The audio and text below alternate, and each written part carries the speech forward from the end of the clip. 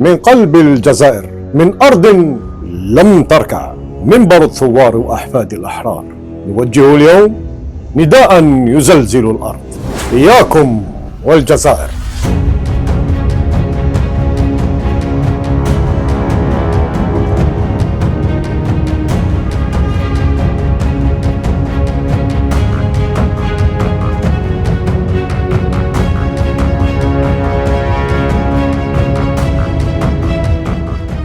السلام عليكم ورحمة الله وبركاته.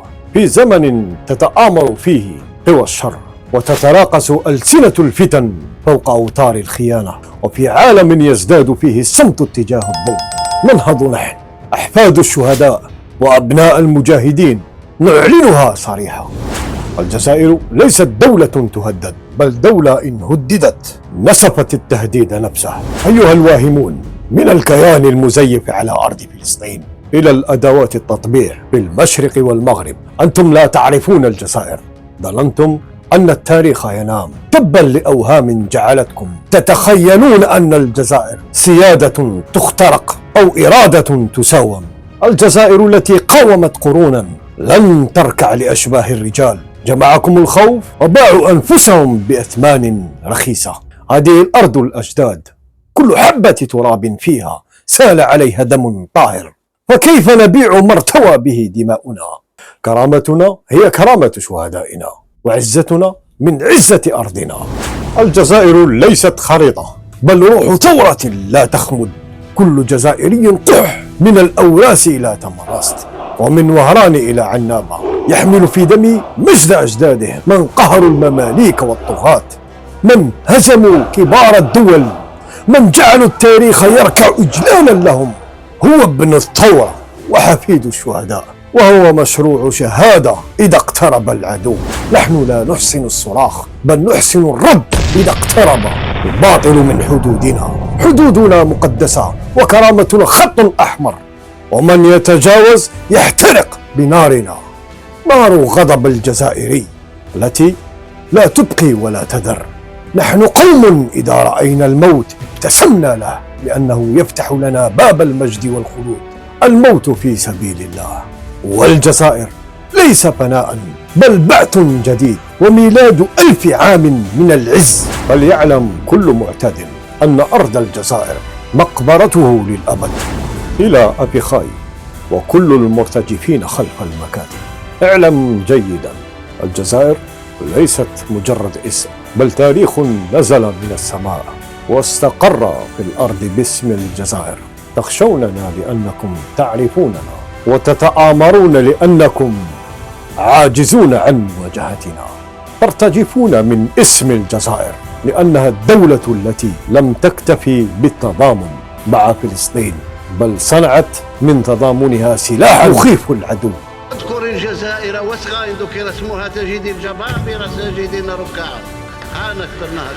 الجزائر لا تساوم على قضايا الأمة، ولا تبيع شرفها بثمن بخس. فلسطين في قلوبنا، والقدس في عيوننا، والنصر قادم بأيدينا أو بأيدي أبطالنا. ستسقط أصنامكم الواهمة وتندثر أوهامكم الزائفة أمام إرادة شعب لا يلين.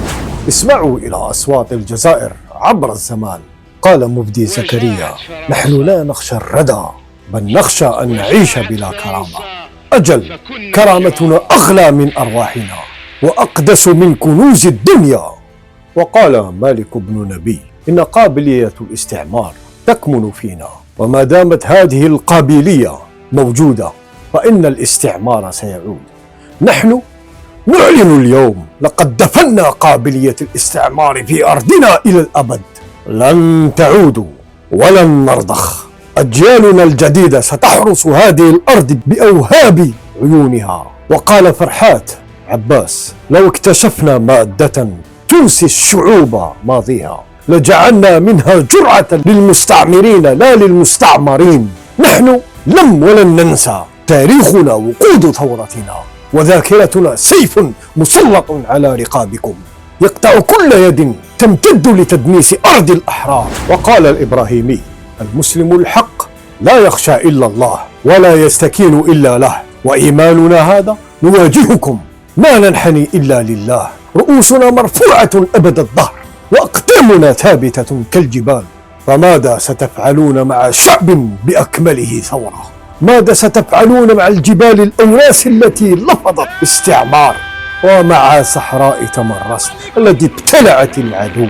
أي قوة في الأرض تستطيع أن تهز شعبا كله فرد في مشروع الشهادة، وكل قطرة دم فيه نهر تحترق؟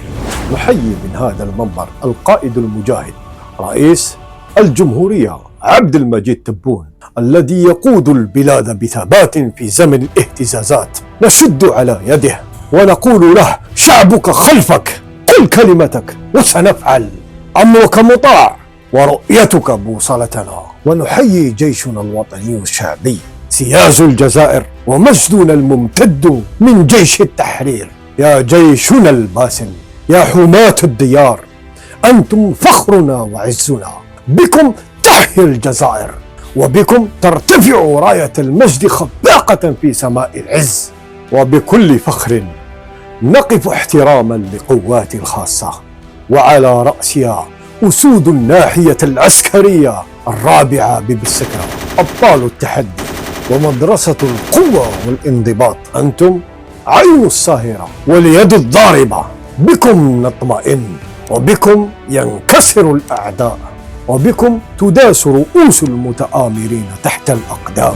الجزائر لن تقسم ولن تخدع. الجزائر ليست للبيع وليست للمساومة ولا للتطبيع.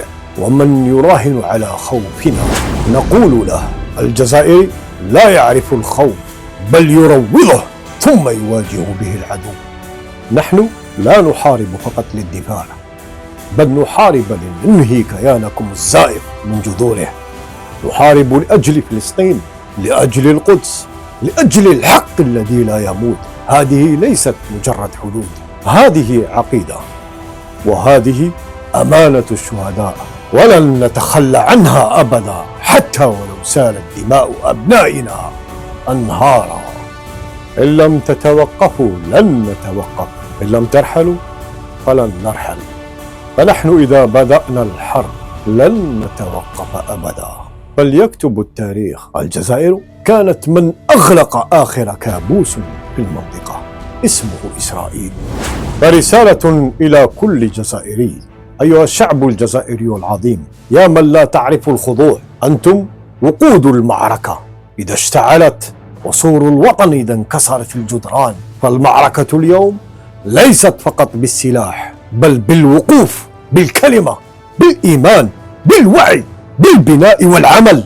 نصنع مجد الجزائر الذي لا يمحى، مجدا ينير درب الأجيال القادمة. أعيدوا قراءة التاريخ، ستجدون أن اسم الجزائر كتب دائما بالدم والنور، لا بالحبر والخنور. من ماسينيسا إلى يوغورتا، ومن لالا فاطمة سومر إلى الأمير عبد القادر، ومن نوفمبر 54 إلى يومنا هذا، الجزائر تكتب تاريخا بدم أبنائها وعزيمة رجالها وإيمان نسائها، وبقوة إرادة الشعب لن يركع إلا لله الواحد القهار. وفي الختام، عاشت الجزائر حرة أبية، شامخة قوية، عصية على كل الأعداء، شوكة في كل حلق خائن، مقبرة لكل غاز. المجد والخلود لشهدائنا الأبرار. أرواحكم لن تذهب سدى، ودماؤكم لن تجف إلا بنصر مؤزر يكتب فصلا جديدا في سجل الخلود. والويل ثم الويل ثم الويل لكل من يحاول اختبار صبر هذا الشعب.